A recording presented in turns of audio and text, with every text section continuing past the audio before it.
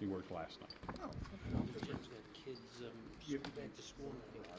Yeah. Jim Blue. Oh, he does? Yeah, back to school night for Trent, I think. Oh, really? all right. Ready? Okay, good evening. This is the Planning and Zoning Commission for the Village of Vernon Hills, and we need to start with a roll call. Chairman Morris. Here. Mr. Ballou. Ms. Cotton. Mr. Hesner. Here. Mr. Heidner. Here. Mr. Mulcrone. Here. Mr. Gorog. Here. We have quorum. Okay. First item on our agenda this evening is to welcome our new commission member, Jeff Mulcrone. Over the last several weeks, we interviewed many excellent candidates. Jeff, since we select him, being the most excellent of the group. I'll let him really tell a little about himself, but he's a Centennial Crossing resident. He's also an architect, so now we can have a lively debate rather than just having one architect. Oh, no. And we keep them separated, you will notice. I like it. There's no voting in blocks here, however. Okay, do you want to tell us just a little about you? Sure. I've been a resident for 12 years, and I've lived in Centennial Crossing, in actually 2 different houses in Centennial Crossing. I've been architect for 17 years, and work on a variety of projects, and I do a lot of presentations to villages all around the Chicagoland suburbs and also in different states. I'm just real excited to be contributing to Plan Commission and representing our community. And you work for, Oh, I'm sorry. I work for BSB Design. which for those of us that don't know how to decode it is, Bloodgood Sharp Buster. so we probably have heard that. Okay, but welcome, Thank you. and welcome to your first meeting. Okay, this evening we have one public hearing on the agenda, which is case 12-14. It's an application requesting approval of a special use permit to allow a restaurant with drive-through service. Also, the granting of certain variations related to setbacks and signage, as well as preliminary and final approval of the site and landscaping plans, and the preliminary and final approval of architectural elevations, including signage, for what is commonly referred to as Chick-fil-A. We are speaking of the Lot 2 in the Hawthorne 2 Retail Center, which is currently a Pier 1 Imports building. Okay, who's going to speak on behalf of the petitioner this evening? It'll be myself. My name is Jason Hill. I'm with Chick-fil-A corporate office in Atlanta. Okay, I see. I also have Joe Vavrina with HR Green, civil engineer. Okay, if whoever is going to perhaps give testimony, we ask that they raise their right hand and swear or affirm that whatever testimony they're about to give before this commission of the Village of Vernon Hills shall be the truth. Yes. Yes, I do. Okay, we really have very few ground rules other than you need to speak either from the stationary microphone or the handheld one, which I don't see. Oh, okay. So, you're on, as they say. Okay. Well, first of all, thank you very much for hearing our petition tonight, and special thank you to John for helping to usher us through this process. It's been a long road. We've been looking here for a long time, as John can attest to, and we're just really excited about becoming a part of the community. And Joseph and I are here to answer any questions that you might have. Do you want to tell us a little bit about what you're proposing to do? Yeah, Joe, can you take it? Absolutely. Thank you. Location of site, 701 North Milwaukee Avenue is the existing Pier 1 site. That building is currently located in the building with a parking lot that surrounds it. We are proposing to raise that building and the parking lot and demolish the entire site and reconstruct the Chick-fil-A building on the south side of the site. The site will be improved with 57 parking spaces, drive-through facility as well that will start at the northwest corner, wrap around the front along paralleling Milwaukee, and then the order points are here and here with the pickup window at this location. I have an outdoor seating area that's out in the front with some patio tables. One of the challenges, or one of the bigger challenges for this site was to try to get everything to work with the significant grade difference that we have out there. From Milwaukee to the access road and back, we have 10 to 12 foot of drop. So it was trying to get everything to work, grading standpoint, layout standpoint, as well as to try to fit everything into the site with the setbacks that we have out there. And obviously, we did a very good job at that. We are asking for relief on some of those setbacks to get this to work, but we feel that this plan functions very well from a traffic flow standpoint. It separates the drive-through traffic from the customer dine-in traffic, so that anyone that is coming to the building to dine in does not have to cross multiple drive-through lanes, which was a concern with the previous plan that we had. So we feel that this definitely addresses that loud and clear. Have a trash enclosure at the northeast corner of the site, easy access to get that, to pick up trash in and out. Truck deliveries, again, will stage in this area and then come out, so it's easy in and easy out for trucks as well. As I mentioned, we feel that this plan addresses our goals as well as the village's goals. One last thing I'd like to point out as far as the landscaping that's currently on Milwaukee. Currently, right now, there's some overgrown vegetation, very mature, up in this corner here. Our plan is to remove that and kind of redo the whole landscaping layout on Milwaukee to kind of mimic what is up on the Olive Garden, to not only enhance this, open up some view corridors to the buildings for visibility purposes and identification purposes for customers. Okay, any questions?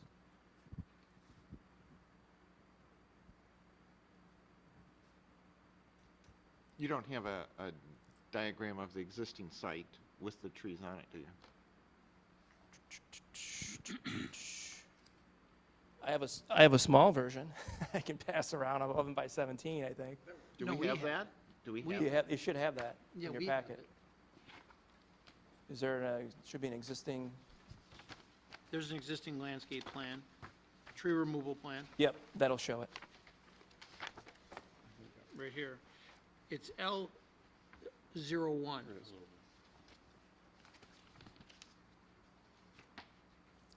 Well, Commissioner Heidner is looking for that. I do want to ask a question. Now, at least for strategy, on the landscaping, those mature trees were described as, and they do shield views from approaching angles to this site. Those trees that are coming along that you're showing in your landscape plan, you've got some red maples and you've got some junipers. They're going to grow up too. They're going to get large. So the question is, do you want to put tall trees, that border the main road? I can see that you're putting them in your parking lot, and you've got a couple there, especially the transition between the drive up and the lot. But is there something else that you ever considered as far as maybe taller grasses or something that don't necessarily block the view of the building if people are trying to find it? That is absolutely something that we could consider. I think from a tree selection standpoint, we were trying to just, again, try to tie in with the existing conditions with the Olive Garden to the north and mimic some of what they have. But, from a village standpoint and approval standpoint, if grasses and shorter type of greenery is acceptable, then we would most certainly look at that. It could be anything, something that shields maybe the drive up a little bit, but doesn't necessarily dominate the site when it gets mature. And, I'm going to offer this up to other commissioners as far as opinions on this. But when you're driving along Milwaukee Avenue, sometimes you don't have a lot of opportunity to see something that's there. And when you're looking and if you can't find it, you end up looping around and around if it's specific. And a lot of people make knee-jerk decisions, and being able to see the Olive Garden's there, and you have certain vistas through where you can see the Olive Garden. And you certainly can see that sportswear store in the corner that used to be the Blockbuster for ages. But I'm just making a suggestion more than anything else, and if there's consensus on this kind of thing, maybe it could be discussed with the landscape architect for the village. The one thing go ahead. I was going to say, the one thing I'll offer up as we did consider what types of trees to put in this landscape buffer, the uniqueness of this site and the grade difference from the road down to the finished floor of the building really makes the top of our building visible through underneath the tree canopies. Oh, So we chose trees that had a higher canopy to allow a visual corridor. right, just thinking be able about to the visual see access. that. If that's the case, if that's what will occur, then that's a great thought process. Yeah, when we, like Joe said, we tried to mimic the Olive Garden, which is a very similar You can't see view through there. corridor, and you can see through those, You and can that's what see we through. tried to do. Okay. Yeah. Good. And the one thing I was just going to add to that is the difference in elevation between where this drive-through is and kind of the building is anywhere from 5 to 6 feet from the sidewalk. So it is sunken in there to shield not only the cars in the drive-through lane, but also open up that corridor, between the canopy and the ground. Good. Do you think northbound traffic on Milwaukee, the headlights might be an issue with the shining into the people in the drive-through? Is there enough grade differential and maybe some landscaping as the cars approach to maybe combat that? Again, with the 6-foot grade differential that we have, as well as the cars, basically facing this way, not so much facing this way where the headlights would be shining, we don't see that as an issue at all for headlight wash. Why does the southwest corner of your site, does the landscaping stop? At this location here, Yes. I know where you're going, and we can most certainly add more shrubs to that, just to kind of wrap this around. Right. So the cars coming around for headlight wash to this property, yes. Primarily. Yeah, we can add some, shrubs, all the way around this to block that. And then where on the depiction you have here is your monument sign? It's up in this corner up here. Oh. Okay, and then that is, the one in the packet, it just identifies the business. It doesn't give any sort of instructions or anything, right? Yeah, I got it. It's the one we're looking at in the packet? Wherever it went. Correct. That's correct. We had some signage restrictions associated with this site, so the sign that we identified maximizes the area that we were allowed. Okay. And the specific location of the sign was due to the fact that that area gave us the ability to raise the sign up as close to the grade of Milwaukee as we could. So it gives us the best visibility to that sign. So that's on the western of your landscaping? Right, northwest corner of the site. Right. Correct. Yep.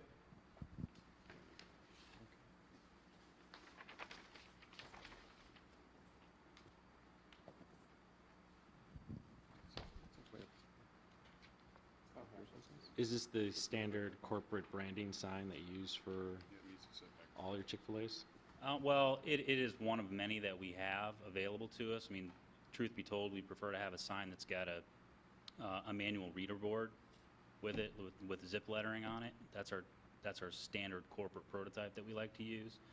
But obviously, we couldn't use it in this particular instance. And you're putting a name on the roof? Well, we could talk about that. Actually, that was one of my questions. Seriously? I mean, Okay. yeah, seriously. I mean, is that a painted Chick-fil-A on the roof? No. Okay. Weirder things have happened. I didn't know if I didn't know if it was a corporate thing for you all because other businesses put their names on the roof. Yeah. I've heard of seen that before. I've seen Yeah. that too. And unfortunately, I think our roof is somewhat small, and we're not close to a major close airport enough to a or major something. airport to get any Yeah. visibility to it. But I've seen the Lowe's and the Targets with the bullseyes. Yeah, very unique idea. You guys would put a cow up there, right? The cow. As a matter of fact, flying up here this morning, I saw somebody who had a farm field in Northwest Indiana that had the Ron San. Have you heard about this? The Ron Sano Hall of Fame 2012 carved I've read into about his that. field. Yeah, it was pretty cool. Very cool. You got my comment, which is on sheet C 2.0. With your drive-through,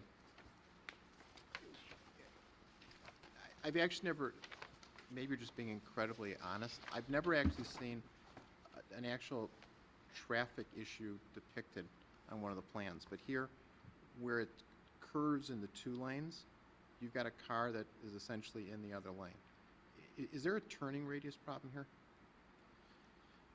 This one? Yep. No. Essentially the way that this is designed is, it's a single entrance to allow cars to queue in, individually, and then choose which lane that they're going into as you take the outer lane or the inner lane. You're not going to have a situation where you got 2 cars coming in at once.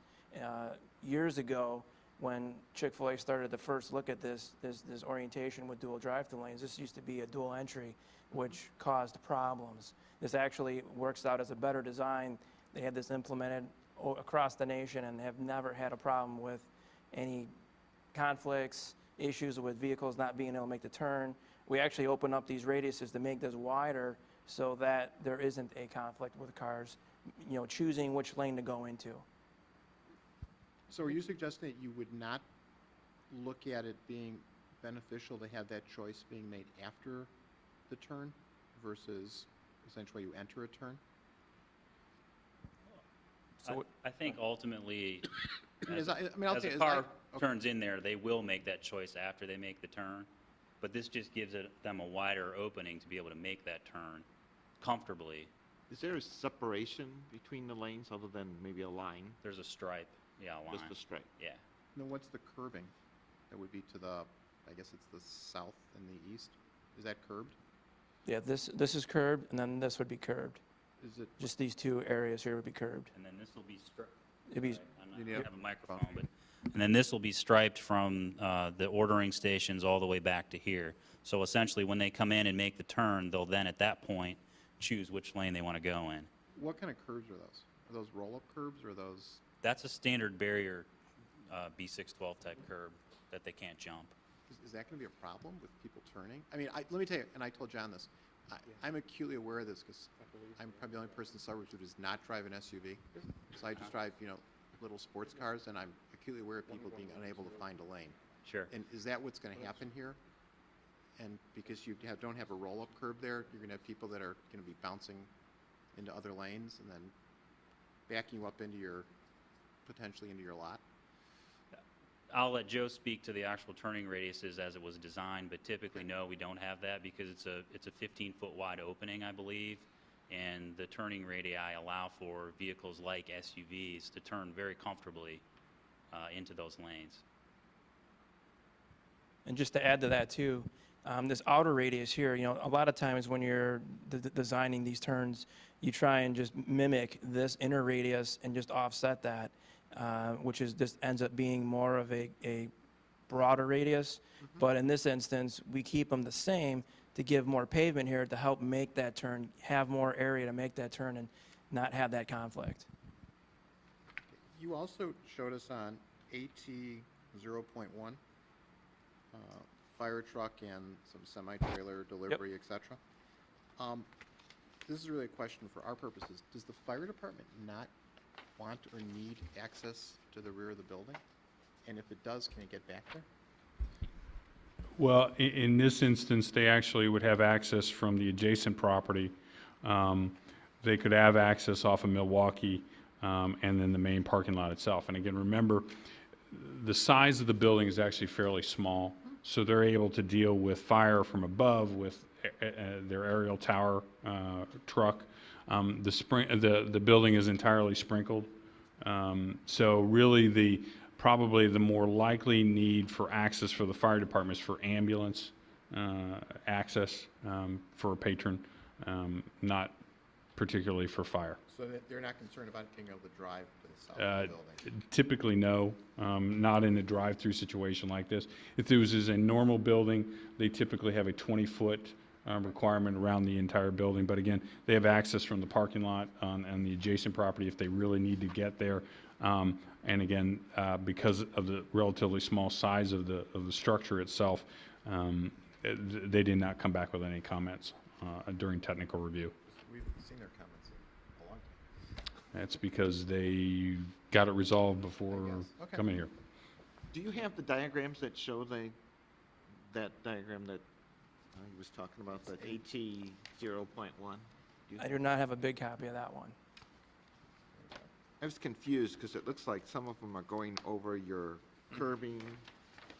So I thought if you could explain what's going on in there. Which one is that there? Like here, show me. Yep.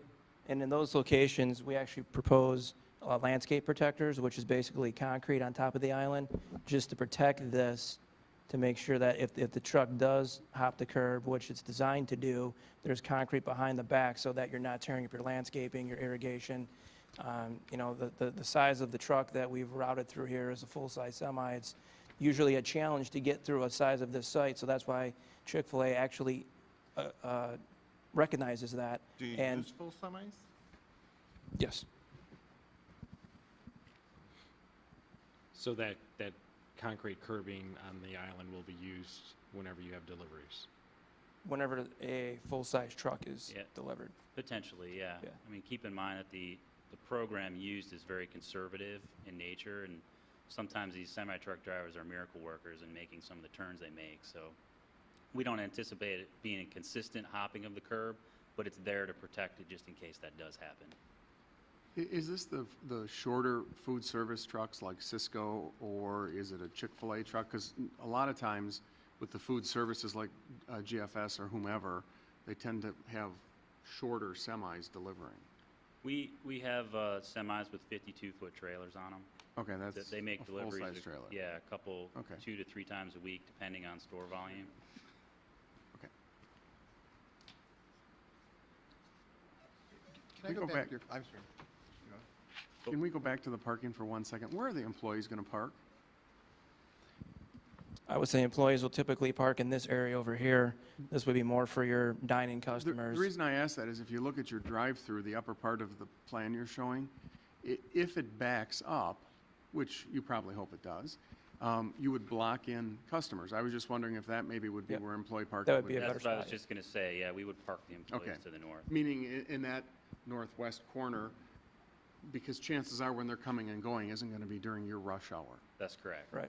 Yeah, Another question, I don't know if you've ever been to a Portillo's, yes, I have. and we have one in Vernon Hills, and they too have a dual drive-through, but they have people outside during rush hour, and they efficiently, as I've ever seen, get people through that drive-through. Does Chick-fil-A ever do that? Where they take the orders, call them in, you know, they got people stationed, they pay right there, they just zip by the window and pick it up. We have done that in the past. It's not our normal practice. Just We're not curious. trying to be Portillo's, but sometimes during grand openings, for example, we will attempt to do something like that to help efficiency through the drive-through. Because I can see, the other question I would have about parking, is the spaces, I'm assuming the spaces meet our, They meet the zoning provisions as set forth the in size the of the building. River Tree Court annexation agreement. Because They are 18 that- feet. Well, but I mean, the number is what I'm looking at. Oh, the number is fine. I'm sorry, let me back up again. Same thing. It meets the requirements for the annexation agreement for River Tree Court. Well, and probably so did Mariano's, and we saw how that turned out. Well, But the question being, is the parking to the right up there? Can people park there? Is there any cross-parking agreements? I don't know, you see what I'm saying? sure. We don't have any formal cross-parking agreements in place. Not to say that it may or may not happen without us knowing about it, but I would think, you know, when you look at that development to the right, I don't think they ever use the parking that far west, so it would actually be good use of it. I mean, you want to take advantage of bigger parking lots when you're busy, rather than build more parking spaces, but. we couldn't agree with you more. And typically, if your neighbor, Olive Garden, Yeah. is full, I'm used to parking Okay. them. Yeah, Your that was one just- lot. All right. And also, people are over in the main lot as well. But the biggest concern that I had about parking was I think you will have the drive-through back up, and not Hope to we do. block in people on the top of your thing there. That's a valid concern, yeah. In the outdoor eating area, would it be possible to add a landscape buffer between the drive-through lane and the people dining? Absolutely, yeah, we'd be open to that. It would, in order to maintain the number of seats that we have out there, it would probably be like a 3-foot buffer with some shrubs in it to help soften it up. Would that be adequate? Do you, Oh, go ahead. No, I think so. I think it would just be a nicer atmosphere for Yeah, the I people agree. sitting there. but you're gonna have somebody driving through with their window down, are you gonna have somebody sitting right there with the 3-foot buffer? Well, right now, I think there's just a Right railing. now, it's just a, Oh, all right. it's a handrail, so. Okay. Want a bigger one? Well, I mean, if you're dining out, you don't wanna have people gawking at you as they're driving by. It is definitely an urban experience. Yeah, I mean, That's the point. I had a question about the rooftop mechanicals. How are you going to screen those from Milwaukee Avenue? Because I know the building sits low, and the mechanicals weren't shown on the elevations. I'm just wondering how tall those were and how much is covered by your parapet. Well, and before you answer that, maybe what we could do is, why don't you guys go through the elevations and walk through that, and then walk through that question as a part of your elevations? Okay, sure. While Joe's pulling that up, I'll just tell you, one of the unique things about this site and the development agreement that's in place that restricts our building height is that we're allowed a single tower to be at a 24-foot height, which is what we show. But the rest of the building is limited to a 20-foot building height. So we've maxed out the parapet heights as much as we can, and we raised the front tower to be that maximum 24 feet so that we could indeed screen the RTUs as best as we could from Milwaukee. So we've done the maximum that we can in that regard. Okay. And we feel, even with the grade differential, that it will provide appropriate screening from Milwaukee. So you've positioned your heating and ventilating equipment within or behind that Yes. tower? Right. And it's behind the tower, it's also behind the, our building isn't standard 20-foot tall, the parapets come up that high, so there are parapet walls as well.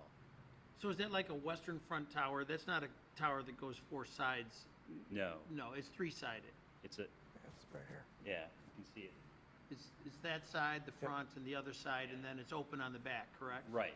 Correct. And it seems like it's wide enough to position a rooftop unit as far as that goes. Yeah, and most of our RTUs sit towards the back. Yeah, and this Of the one's building? towards the front?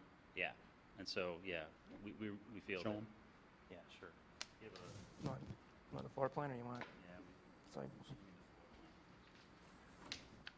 when I say the back,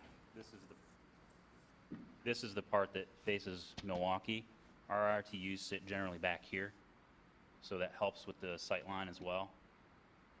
And this is the tower that's the 24 feet. We're up against Milwaukee. And it sits pretty much within the three sides there. Yeah, here. And then how tall is the parapet wall? It's 20 feet. No, the parapet wall around, Yeah, 20 feet. I'm sorry, from the roof to the Oh, top of the parapet? the total Yeah, height of it? right. Yeah, Sorry. what, it's 20, I don't know if we got a deck elevation on here. I think it's 4 feet. The last time I was on the roof, it was about 4 feet. 4 to 5. 4 to 5, 4, Okay. I mean, this is an awesome submittal, and you have an incredible amount of information here, but the one thing you don't have is like a wall section that lets you, that could have answered these questions in particular, where I'm not saying that we need it. But as far as the roof height and the parapet height, what do you have? Do you have 3 feet, 4 feet, 3.5 feet?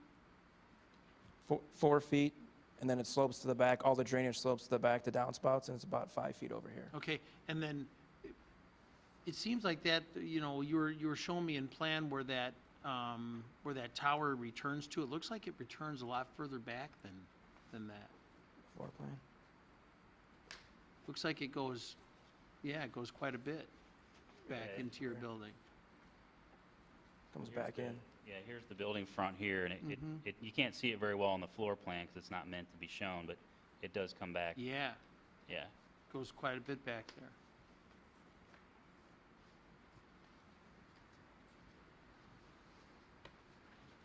Can you show us the east elevation? I'm sorry, which? Can you show us the east elevation?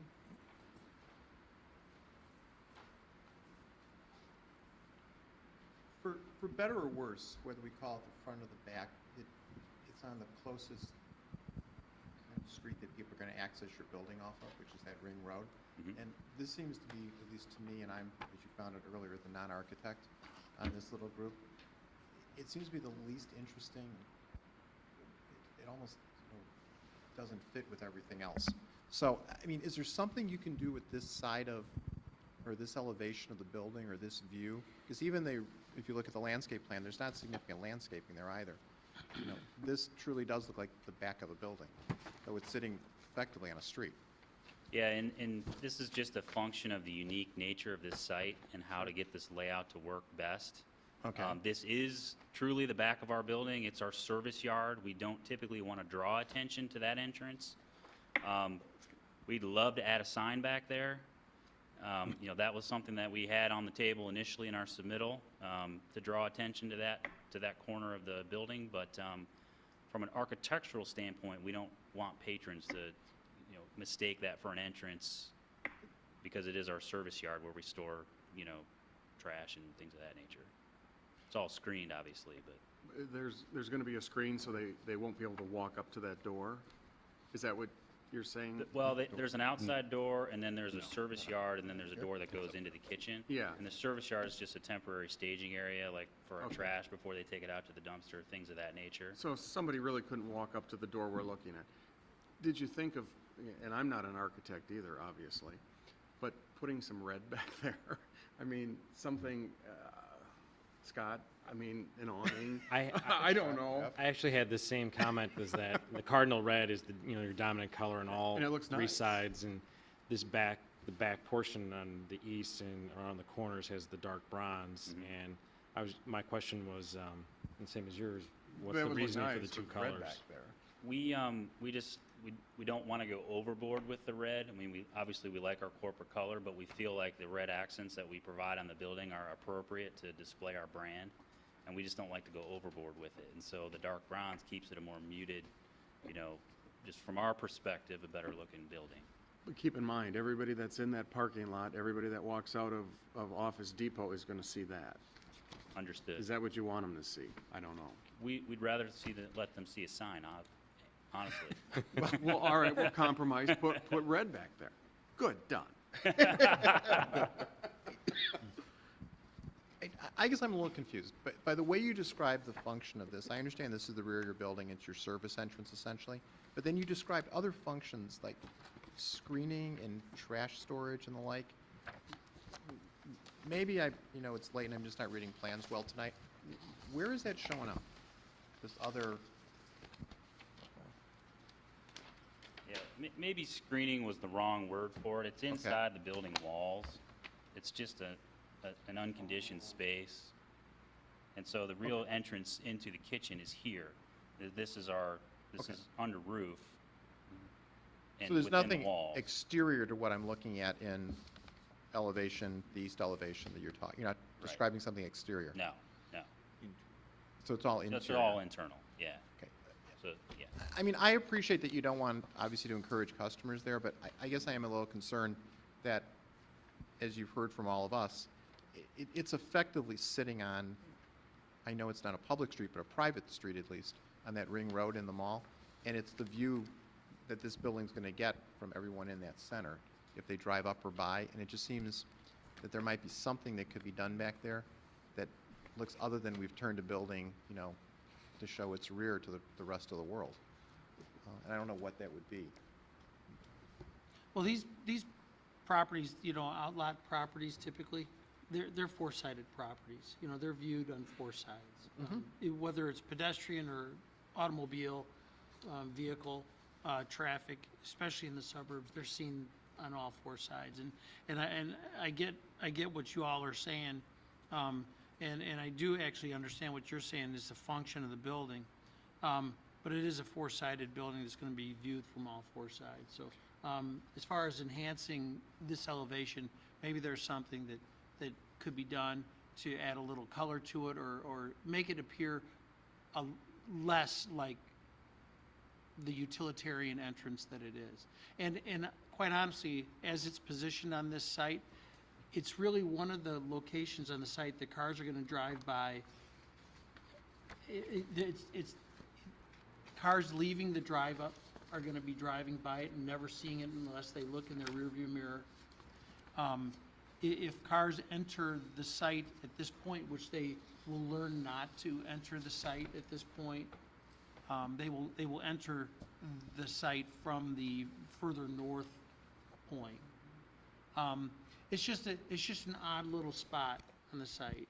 And you look elsewhere in the village, and Lowe's developed their building on all four sides, which was the first time they ever did that. So, I mean, it is something to consider. Yeah, If not Yeah. develop, enhance in some manner. Yeah, we can definitely take a look at it and see if there are things we can do to help dress it up. Would the plan commission be willing to consider the addition of a sign there? Sure, where are you gonna take another one off? Ah, The answer to that question is far more difficult than just would the plan commission be willing to consider it. I mean, you'd have to make a specific request for a variance on that for us to really, respond to it. If you're asking just as you suggest, will we consider it? Our initial reaction is going to be, as Commissioner, Heidner said, fine, which one don't you want? So unless you have a real specific plan, that's going to be hard for us to respond to.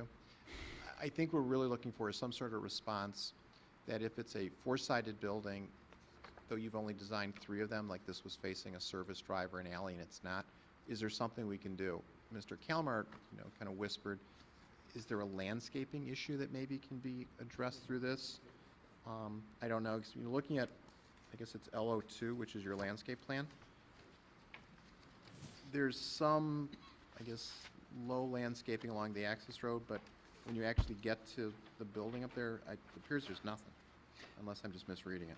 well, and really, one of the opportunities for a tree in that area is where they have a mountable curb. And that is not one of the locations where they could position one. So, maybe the landscaping options are a little bit, it's possible. Calving? It's sidewalk right now, Take the sidewalk out, something adjacent. This out? In that area? Right. This is our Right. service entrance. leave that Leave that there. walkway up, and on either side of it, then drop some landscaping in there, and maybe a columnar-shaped tree, tall and narrow. That would work in Lumber, there, maple. yeah. And they could be planted on either side, and helps break up that facade without necessarily altering the exterior of the building, so. How much room do we you can have? take a look at that. The one concern I do have is that's where most of our utilities come in and out of the building. Mhm. So we'll have some utilities to contend with there versus, the trees being planted. You can put it under the sidewalk portion of it, I think, and take it right under the door and into the building, I would think, so be something to look at. Oh, I see, that's where your gas is on Well, you got one side. You have your triple, or grease trap and Sanitary comes everything out like that that, way yeah. too. Is the glass on that elevation opaque or semi-transparent or fully vision glass?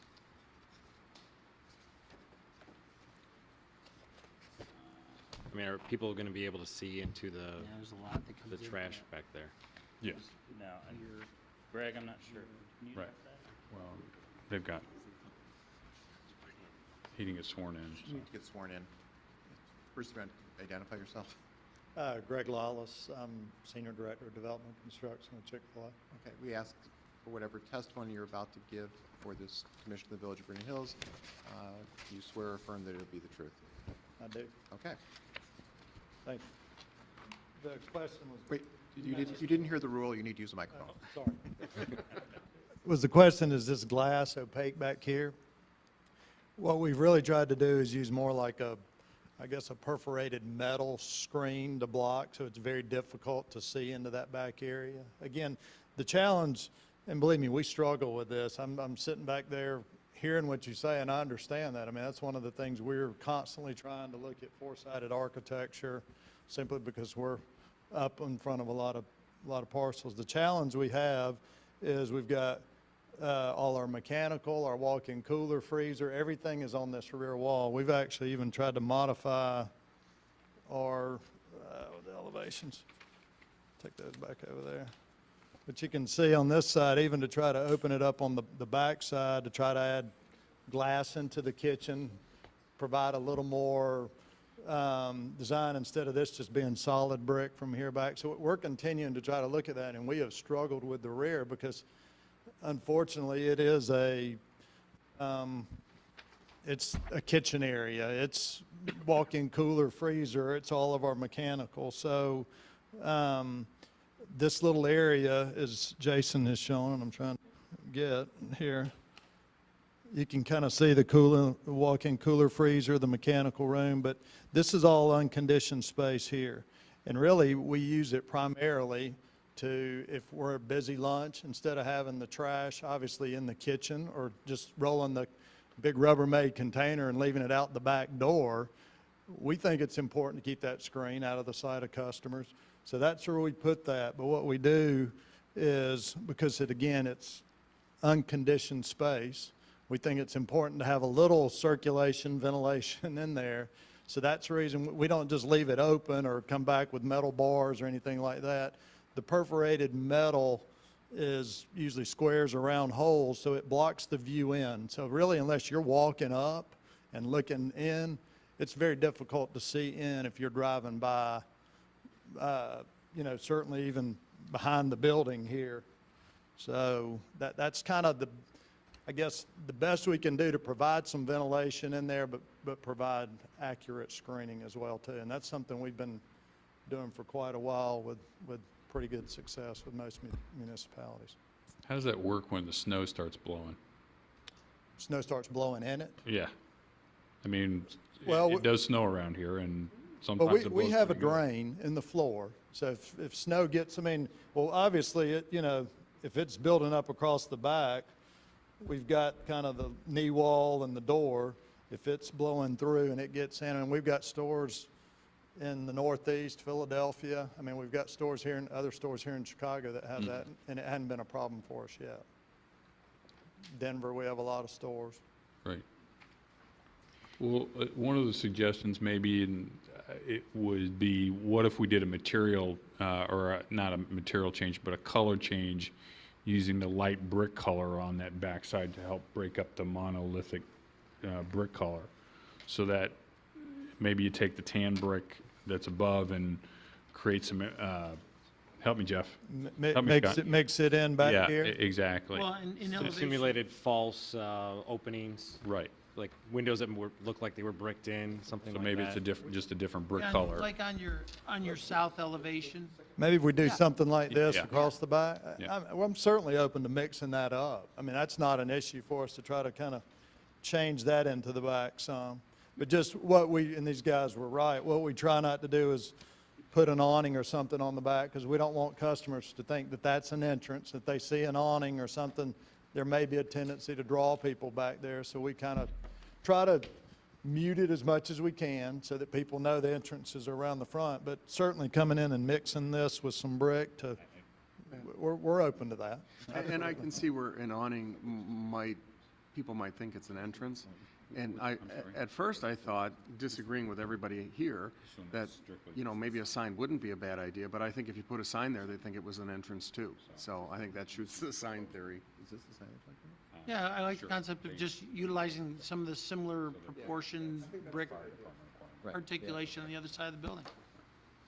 We can make that happen, Yeah. so.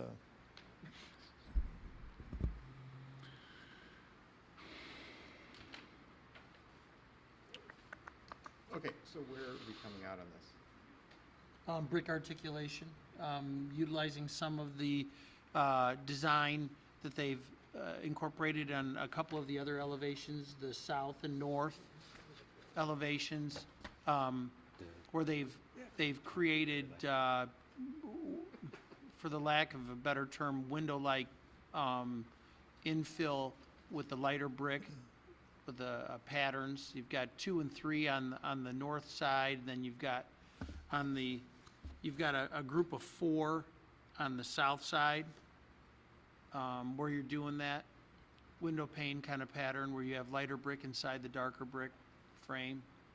Something incorporating that type of brick articulation. That's We can certainly try to look at something and get something back to you, or however the process needs to go. We can look at that.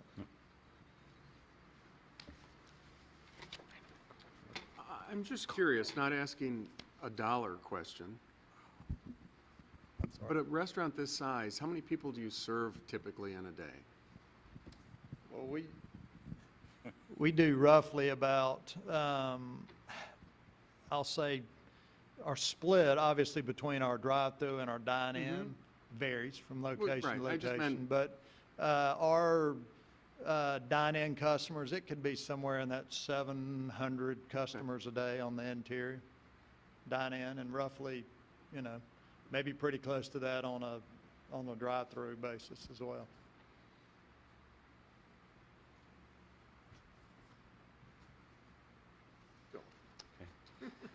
Just a general question, will the layout of the floor plan be fully ADA compliant, and specifically the bathroom areas? Yes, it will, and we actually confirmed all that with our architect. I know maybe there were some dimensions missing on the plans that were in question, and we did confirm, in fact, that these floor plans do meet ADA requirements. Okay. I can get a business card afterwards out of the car. I just don't Thank have you. one on me. I had a general question about the demolition of the Pier 1 building. Would that building, all that material be recycled in any way? All of it, we can't say that all of it will be recycled, but our general contractor will do his best to recycle as many components of that building as he can. Okay. Now, we've sort of touched on it several times, but we never got around to fully discussing it. So could you explain all your signage and what variations you're requesting? Joe? Take it away.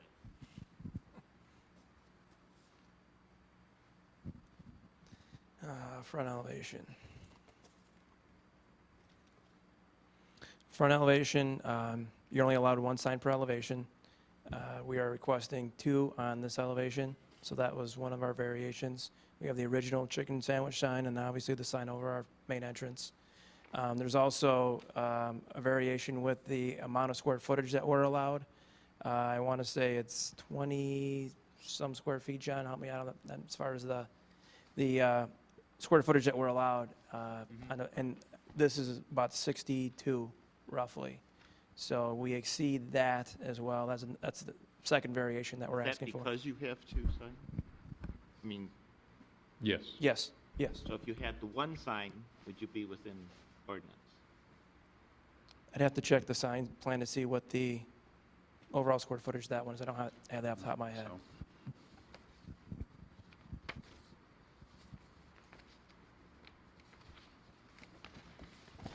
Should be in there. They're all listed. I think it's like 62 was, Right, was what we were requesting for both signs together.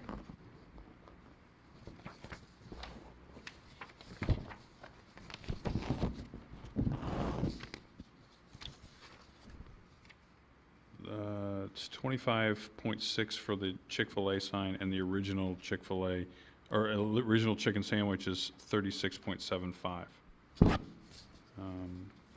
The ordinance would allow a maximum of 21.35 square feet on what would be the north elevation, which is the elevation This you're right looking here. at right here. Yep.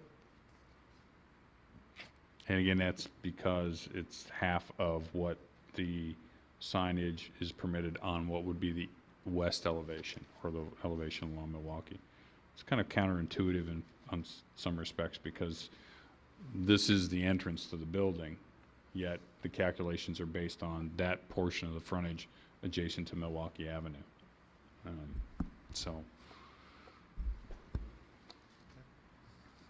Continue. That's the front elevation. There's nothing on the, right on this elevation here. This sign here, top of my head, I think we're good here. Right. There's no variation for this. right, it's the monument sign and the menu boards. Right, with the logo on the monument sign. Right. It just exceeds what's allowed by ordinance, which is right here. Per ordinance, we're only allowed, I think, was 4 square feet. Right. And Well, if you just had the name, would you meet the requirements? with just this without the logo, Right.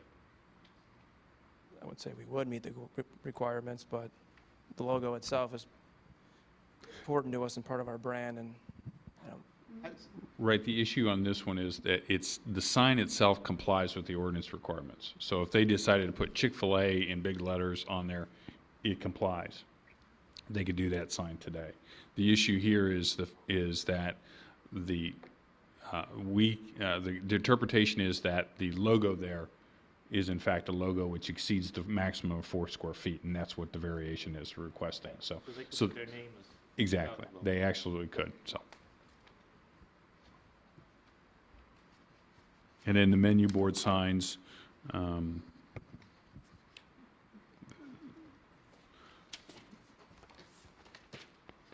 maximum size is permitted is 2 menu board signs, and 32 square feet is a maximum size.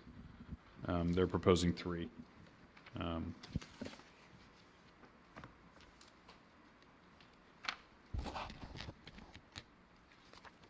So actually speaking, what you could have here is, you could have 2 menu board signs for a total of 64 square feet. They're proposing 3 menu board signs at 53 square feet. So So the number exceeds. the number exceeds, right. And correct me if I'm wrong, but that third menu board is so that people can get a look at it earlier, and then they get to remind themselves a little later on while they're ordering. It is a pre-sale menu board. Right. So especially in markets like this where people aren't quite familiar with maybe our product offering, it speeds up the service. When they get there, they have a better idea. So that's the whole purpose for Right. that. I thought that had to do with patience of people waiting in line, but. One of the things we really pride ourselves on is our speed of service in the drive-through. I mean, I don't know, you guys probably don't read the magazines, QSR and all this stuff, but they actually stopped awarding best drive-through in America because we won it every year. So, and that was based on speed of service, accuracy of the order, reader board menu, or readability of stuff. So we really pride ourselves on trying to make sure we keep that speed going and not only make it fast, but make it accurate as well. And then you have the 2 other variations with the positioning of the building along the south side. Setback requirements 35 feet, they're proposing 20.4. And then the trash enclosure variation, again, it's a rear yard setback requirement, 40 feet on the requirement, 30 feet as proposed. So those are the other 2 variations that are requested as a part of this petition. And then is it a different surface, the drive-through, the sidewalk, and then by the trash enclosure? Yes, this is all concrete here, and that's just because of it gets used so much, the durability, it holds up better, clean it, a lot of that stuff. So especially here with the trucks picking it up, sometimes they bounce the dumpsters, so we found the durability is much better with the concrete. And then, can you either describe or speak to the site lighting and the building lighting that you have?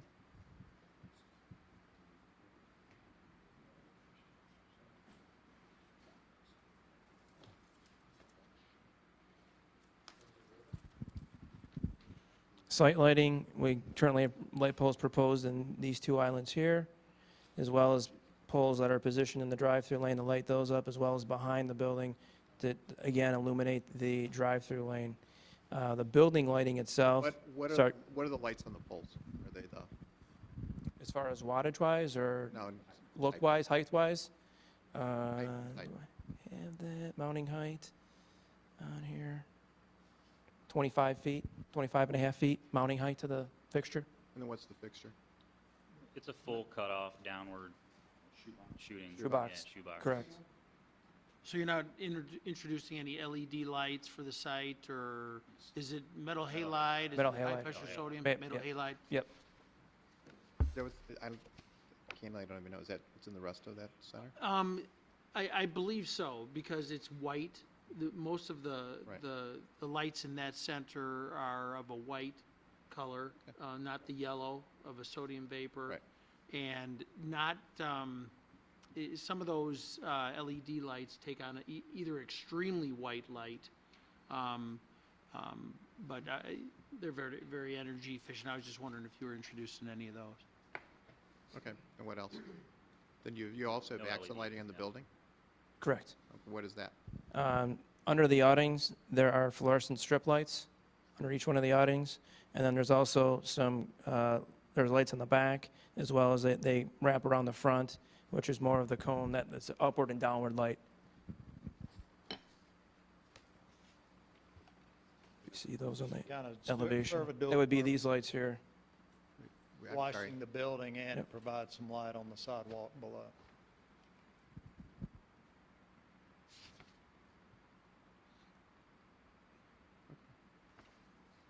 Okay, anybody else?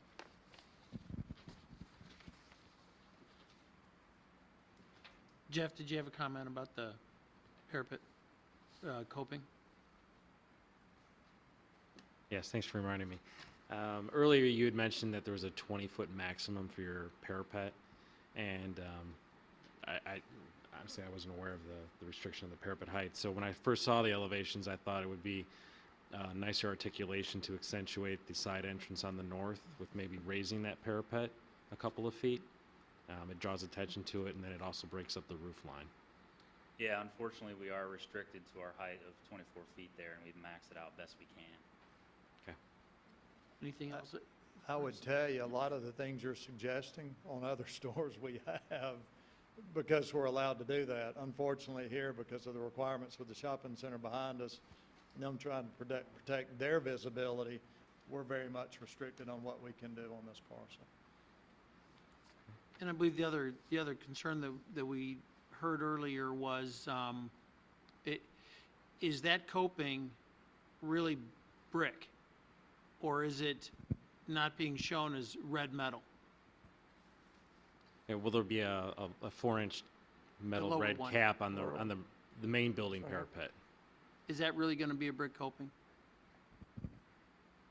I'll be honest, we've gone back and forth with the details, so this one This one is metal. it's Metal coping. showing it, but I Metal. believe it to be metal, yeah. It's just metal coping. Yeah, we're showing, it's metal, it's showing on the detail actually, so that is a mistake on the detail. But that is a metal coping that goes around the top of the building. And is that going to be red? Well, it is red, so that's another reason. It's up to you. I mean, No, it is red, okay. so, Because you see it along the long elevations, it's more prominent, you know, as a red metal coping topping off that wall. So if you could show one of those long elevations for just a moment. Yep,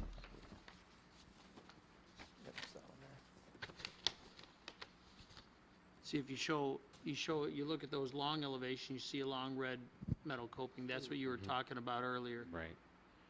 And it's neither here nor there for me on this because it's topping off the building and it's an accent. It's your color. It's just a design element, but it would perform a heck of a lot better than any kind of masonry coping, that's for sure. Right, especially in our climate, the joints will deteriorate quickly if it's brick coping. So we'll make sure that that's like a condition of the elevation, approval of elevations, That it's the red? that it's a metal coping, and if you're calling out to be red, then we would either accept that as a red metal coping or not, and I don't see why we wouldn't. Yeah. Yeah, we can do that. Can I ask you about your, the written submission you gave? Some questions. One thing you said is there are 45 permanent jobs with approximately 120 jobs created for temporary construction. The 45 permanent jobs, how does that, maybe on average is the best way to ask it, on average suggest to us how many employees are there at any given time? well, again, everything really depends on the volume. Sure. But what we find often, our stores are all independently owned and operated, so they are not Chick-fil-A stores. So the Right. way we select, try to get somebody, really, we try to find people that have ties maybe to a community or close by or something like that. So those individuals typically come in and hire what we try to refer to as a high-performance leadership team. So we have positions that are full-time. It may be front manager, back manager, but it's not uncommon if a store has high volume that we may have upwards of 25 to 30 employees a shift. And some stores run anywhere from, you know, they mix it up, but you may have 2 to 3 to 4 shifts depending on the type of employees they have, whether they're, you know, high school kids obviously coming in after school, or maybe elderly folks at work. So we have a pretty broad spectrum of what we have, but a lot of times what we typically find with a lot of operators is there is a pretty good core of folks that work in the kitchen and they're full-time, and they rotate out and another group comes in, and then that's supplemented with a lot of other Okay, where I'm kind of going is, if we start with the assumption that it will be successful, and you obviously are aware of its location and its proximity to some of the business parks, which hopefully will contribute to its success, if the numbers that you just described are reached, are you significantly underparked? Because where are you going to put people? There's not a lot of public transportation in this area of the county. So if you have 25 workers coming to a shift with, you know, 20 cars or so, that's half your lot almost. Well, it could be an issue. We don't know. I mean, I think one of the things we always struggle with is what is the right balance. I mean, we're going through that exercise right now as we're evaluating prototypes. What's the right number of parking spaces based on the number of seats in the building? And I think the challenge for us is, and I'll call it a blessing, quite honestly, is business is good. I mean, we have a lot of raving fans out there. So we're very conscientious of making sure that we provide enough parks. But I think on this one, we feel that based on our typical stores, I mean, if you go around and look at some other stores we've recently opened here, very similar parking. So we try, this is kind of in that 50 to 60 range. We have found to be very successful for the large percentage of our stores. That's the number of parks that we have. Is this are you building this on spec, or is there actually an operator for this? An owner-operator? Well, the way it works is we come in, Chick-fil-A, and we find the location. We get about close to 25,000 applications a year for folks to be operators, and we select less than 100 a year. So I don't know if an operator has been selected for this one yet. We usually try to select about 6 months prior to a store opening. We'll designate who that operator is. Obviously, this store, we're anticipating if we can make it through the approval process, we wouldn't be in a position to start construction until spring. Obviously, we don't want to be starting construction with the winter coming here. So my guess is ops may have one, but I don't know who that is. Okay. You also then indicate that, quote, a typical store will operate between the hours of 6 a.m. and 10:30 p.m. Monday through Saturday, and are always closed on Sundays. Is this a typical store for those hours of operation, or is this proposed to be atypical? This is typical. So this will be a 6 to 10:30 type store? Yes. I'll just express my disappointment that nothing's open late in the suburbs, but that's a different issue. Later in the same project description, or the second project description paragraph, you talk about the significant grade differential across the site. And we've discussed that primarily with respect to how it interacts with Milwaukee. How does it, though, interact with the ring road in terms of getting in and out? Because we've had, you know, historic problems getting in and out of some of these sites because of the grade differential. Is it going to be, I'll put it in quotes, improved or changed, or are we still, you know, undercarriages at risk? We are utilizing the existing access points that are today, and we are improving them from a grade standpoint. So what are you doing? Realistically, you know, the grade drop happens right in the first half or the first quarter of the site, if you will. So of that 10 feet that we drop, we lose 6 right off the bat. Okay. Then we flatten the site out. Basically, the grade of this site is pretty close to where it is today.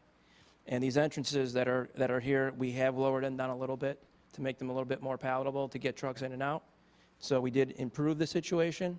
And in looking at the site today, it doesn't appear that there is a issue with getting trucks in and out of these 2 access points. I didn't see a lot of scrape marks, things like that on the pavement. Okay. Anybody else?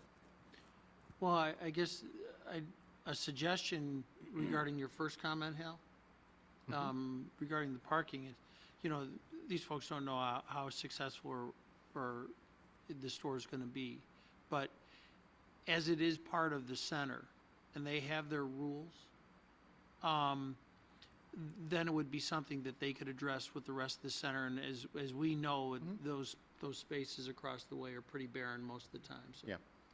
So, you know, we've discussed it now 3 times tonight, and I think that you have, you know what you're going to need to do if the store becomes real successful, and you'll be able to find your parking spaces for your staff across the way. And the good news too is that road isn't really that busy, so it's not like they're gonna have to run across a lot of traffic. Right. So, Okay, anybody else? You want to add anything at this point? Okay, as this is a public hearing, oh, you do? I'm sorry. No, Okay. I didn't have anything to add. Okay, this is a public hearing, so we have at least open this up for public comment. As you will probably note, there's no one rushing to the podium. So we can close it with regard to public comment. We do note for the record that you provided the section 18.3 criteria and description, which we incorporate into any findings that we make this evening. What this commission has is a standing motion to recommend approval, which we vote either positive or negative on, which then goes to the village board. This evening, you're looking for essentially 4 different motions. The first would be a motion to recommend approval of the special use permit to allow a restaurant with drive-through service. The conditions of approval are as set forth in the staff report, which include the final approval of plans by the village engineer and landscape architect, signage complying with the signed ordinance except as modified this evening if it is. Rooftop equipment may be required to be screened from all sides to match the full height of the mechanicals. Due to durability, the screening walls shall be metal. Details shall be provided as part of the building permit process. Compliance with other ordinances and standards. And this evening we've added additional landscaping at the southwest corner, and then additional landscaping as screening between the drive-through and the outdoor seating. You're going to look at the east elevation with respect to brick articulation as detailed in other elevations, for example, the window pane effect. The red metal coping is going to be on the building versus what appears to be brick on some of ours. And you will, as necessary, review the need for a parking agreement with the adjoining center and village staff. Okay, so with that, we need a second for the initial motion on special use. second. Any discussion on the special use? Okay, we need a roll call. Mr. Blue, Ms. Cotton, Mr. Hesner, Yes. Mr. Heidner, Yes. Mr. Mulcrone, Yes. Mr. Gorog. Yes. Okay. Secondly, we have a motion to recommend approval to grant certain variations related to setbacks and signage on the legally described property. Those will be subject to the same conditions that we just discussed. We need a second for that. I'll second. Any discussion on the motion to grant variations? The only comment I have is I think they should eliminate the logo on the street monument sign. And I see no reason to have the sign, the original chicken sandwich on the building at all. Okay.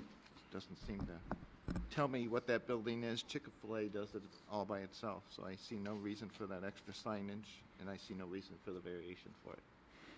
Okay. Anything else? Okay, we need a roll call. Mr. Blue, Ms. Cotton, Mr. Hesner, Yes. Mr. Heidner, No. Mr. Mulcrone, Yes. Mr. Gorog, Yes. Chairman Morris. Yes. Okay. Thirdly, we have a motion to recommend preliminary and final approval of the site and landscaping plans as provided, subject to the aforementioned conditions. We need a second for that. Second? Okay, any discussion on the motion to recommend preliminary and final approval? Were they also looking at something to put on, I thought it was the southwest corner? That's one of the conditions. That's one of the conditions, We got That that. was one. The conditions are the ones in the packet, so just to review, the additional landscaping at the southwest corner, the additional landscaping is screening between the drive-through and the outdoor seating, east elevation brick articulation, the red metal coping, and the review of the parking agreement with the center and village staff. Okay, so we have I guess a motion. You do is- have a second. We have a second? Yep. Any other discussion?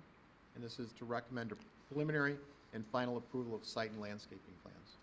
Okay, we need a roll call. Mr. Baloo, Ms. Cotton, Mr. Hesner, Yes. Mr. Heidner, Yes. Mr. Mulcrone, Yes. Mr. Gorog. Yes. Okay. And lastly, we have a motion to recommend preliminary and final approval of the architectural elevations, including signage, subject to the aforementioned conditions. We need a second for that. I'll second.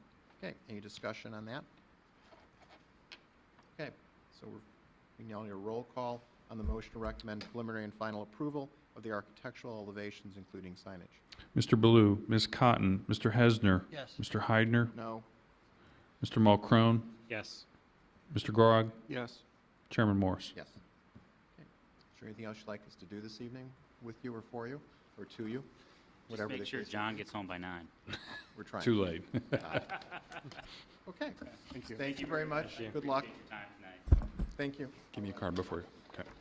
Okay, we've no development reviews. I guess our next meeting is scheduled for October 3rd, which is the Hawthorne Place Surgical Center. Correct. This is the property over by Vernon Hills Bank and Trust. Is that a new building? It's a brand-new building. It'll take 3 lots in that area, which will leave 1 vacant lot in that. They're currently over by Hollister. Correct. And They're moving. they're gonna leave- They're gonna leave Hollister. That's where I had my knee surgery. Great place. They'll, Yeah. they can got their, hobble home. they got their certificate of need approved last week, and they are moving forward. So you will see site landscaping and building review. There's no special uses, no variation requirements, so pretty straightforward. Is this between the bank and the existing one-story house office? The dentist, Yes. yes. Yeah, it's the vacant lots that are behind the existing the existing office buildings that face on Center. Okay. So, So the north lots. correct.